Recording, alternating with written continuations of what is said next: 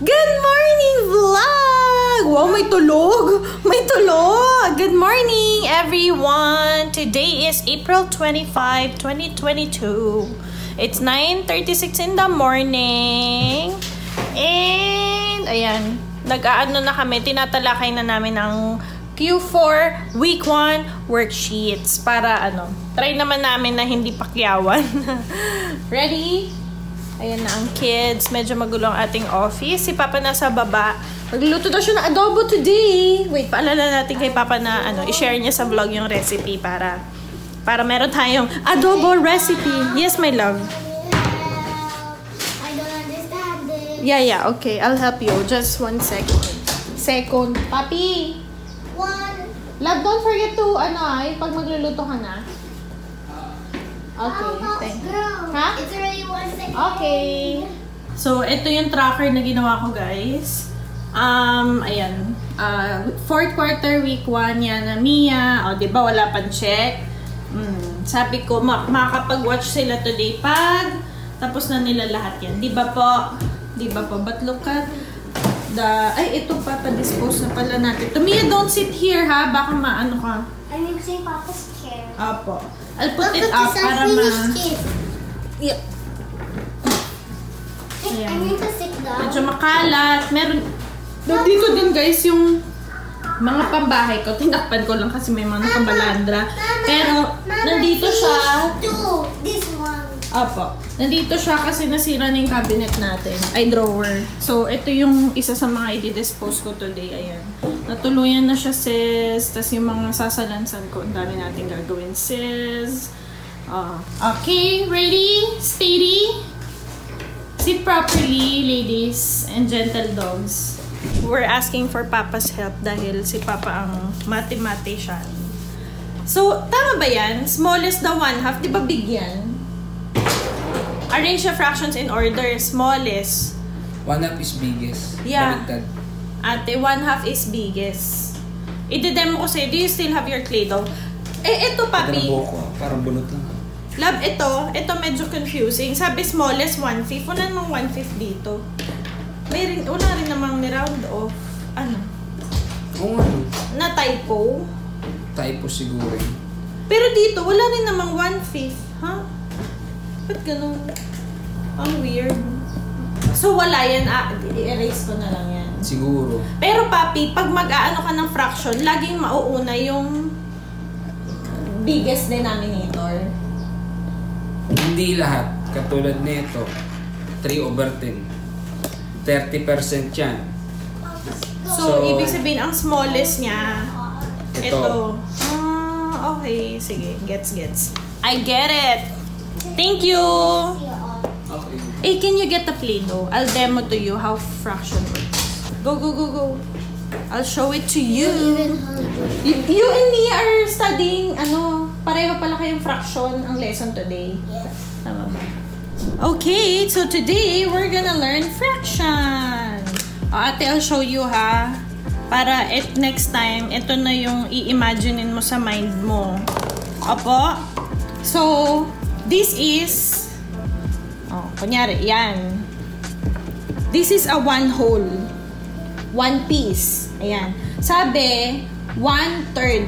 When you say 1/3, so 3. Hahatiin mo doon sa 3. 1, 2, yan. 3. Ayan. So, what is 1/3? This is the 1/3. Ito yung 1 nung 3 pieces. You get it? Baby, don't look at the Do you get it, my love? I already know. Yes, I know. No, kaya nga isa-show ko sa'yo para malaman mo kung ano yung malaki. Ngayon, how will you know ano yung Kasi sabi dyan, ate, arrange the fractions in order. Smallest to biggest. Ngayon, so, ito ulit. 1 piece ulit yan. Bibigyan ka ni mama, ha? 1 piece ulit yan.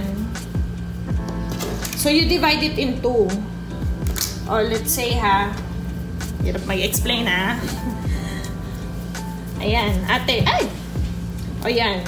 So, ate, they are the same size. So, this one, sabi 1/3. So, you divide it in 3. Ganyan.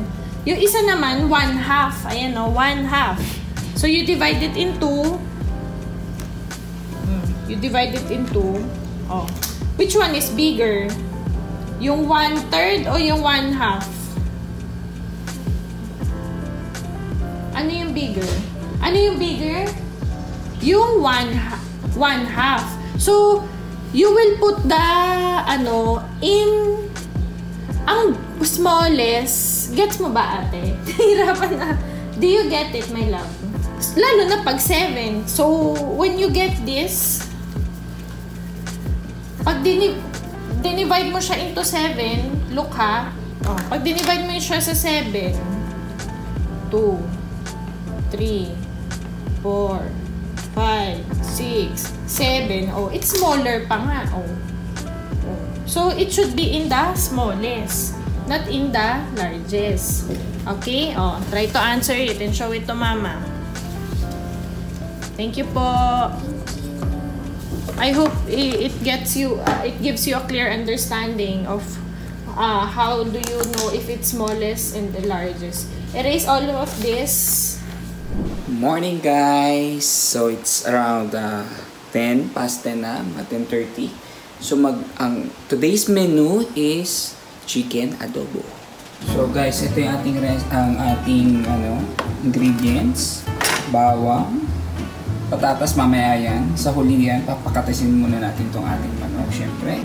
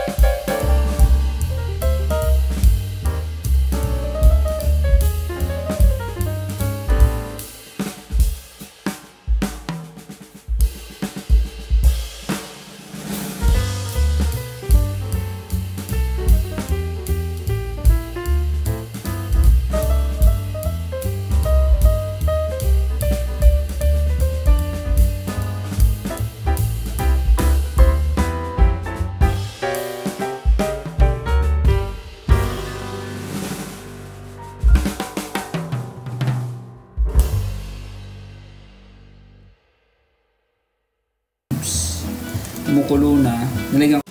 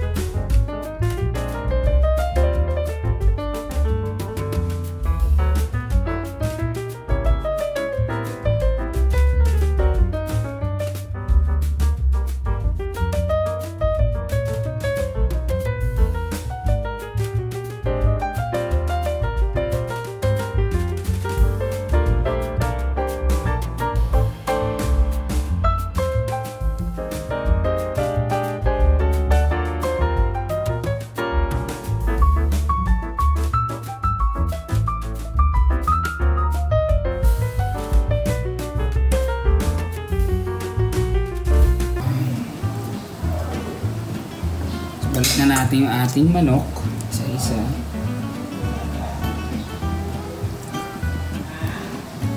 Ang dami namin ulam for today. Hindi na ako kailangan magluto. Tipid pa sa gas. Ay naku, napakamahal ng gas, no? Grabe.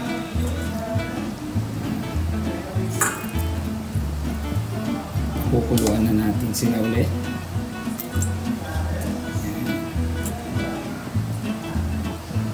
So, parang kumatas palalo yung ating manok. Makasip-sip ng ating potato. Sumama sa ating bay leaves.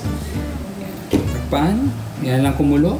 After 20 minutes siguro, 15, lutong-luto na yan.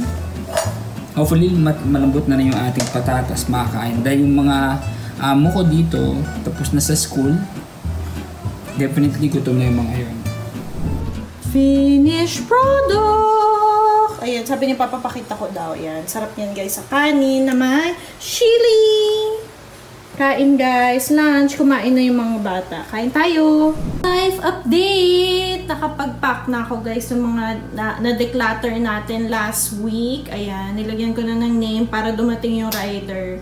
Alam ko yung mga ibabalot. May mga ano naman ako, binook ko siya via GoGo Express. Yung mga nagtatanong kung anong courier yung gamit ko. So, meron silang same day delivery pag binook before 2 PM. Tapos, pag beyond 2 PM na next day na yung pick up. So, tomorrow na to ipipick up. Ang maganda rin kasi sa GoGo Express, pwedeng bayaran yung shipping upon receipt of the product. So, ang binayaran lang sa akin ng mga mommies is yung price nung decluttered items. Pero meron din na prefer nila na ako na magbabayad. Siguro walang tatanggap or busy sila. So, para i-drop off na lang yung item. Kaya naglagay ako dito ng pambayad ng delivery. Ayan, ito, dalawa. Ayan, nandyan na yung pambayad para hindi tayo malito. So, ilan ba yung napack natin today? 1, 2, 3, 4, 5, 6, 7, 8. 8. Grabe, hindi pala biro. Shooking moments. Nakakapagod pala din, no? Hindi pala din biro mag-declutter. So, magpipicture ka, magpo-post ka, magsusort ka ng items, ayusin mo yung items, magbubook ka, makikipag-usap ka sa mga to settle the payment, tapos babalutin mo, tapos i-update mo sila with the tracking, tapos yan, anuhin mo, ipapack mo, so... Di pala siya biro. Kudos sa mga seller. Pero, one thing na na-appreciate ko, sabi ko nga, ang sarap ang sarap din na may physical business. Parang isa sa mga nagustuhan ko, pag may physical business is, galaw-galaw ka, like magaslaw. So, sabi ko, parang ito na yung pinaka-workout ko. Pero, yun nga, hindi rin biro kasi pag ang dami mong kausap, diba, ganyan. Unlike sa, namin, sa pag digital business or freelancer ka or service provider ka, more on nakaupo ka lang, ganyan. Tapos, most of the day nakaupo ka. So, parang you have to be intentional pag galaw-galaw ka. So, yun yung one downside nun. So, you have to be intentional na magkaroon ng active lifestyle. Unlike pag may physical products ka, tapos nagbebenta ka, yung iba nga, sabi nila, pumayot ako, hindi ko na malain kasi online selling ako, tapos delivery ko via bike, tapos nagulat na lang daw siya na napapansin ng mga tao na pumayot siya. Kasi wala, bike lang siya, ganyan, delivery here, there, anywhere, ganyan. So, yun. May mga pros and cons talaga. We really can't have everything in life. So, well, ang isa naman na na-appreciate ko sa pag-freelance compare sa pag-online. Sa pag-freelance kasi konti lang yung kausap ko, kumbaga 3 clients lang, ganyan. Pag pag may physical product ka tapos marami kang kausap, tawag dito, parang nakaka-drain. Tapos, you're dealing with multiple people, ganyan. Tapos, meron pa, dati kasi nagtry ako magbenta-benta ng gamit. Parang yung may mga bumibili sa'yo, nakala mo, nabili na nila yung buong pagkatao mo with a fraction of tubo, 'di ba? Kung magkano lang yung tubo. Tapos, parang, well, you will encounter, hindi mo naman, alam mo yun, you can't have everything in life talaga. So, sabi nga nila, kaya nga kung may gagawin ka na lang din, yung gusto mo na, kasi lahat naman may downside. Eh di dun ka na sa downside na masaya ka sa ginagawa mo. So, ayun. So, nice experience din to. Marami pa ako i-declutter. Like, ang gulo pa ng bahay. I'm trying not to be overwhelmed with, na mga kailangan gawin, work, tas worksheet ng mga bata, tas yung mga dinideclutter. Pero, okay lang yan. We can do that.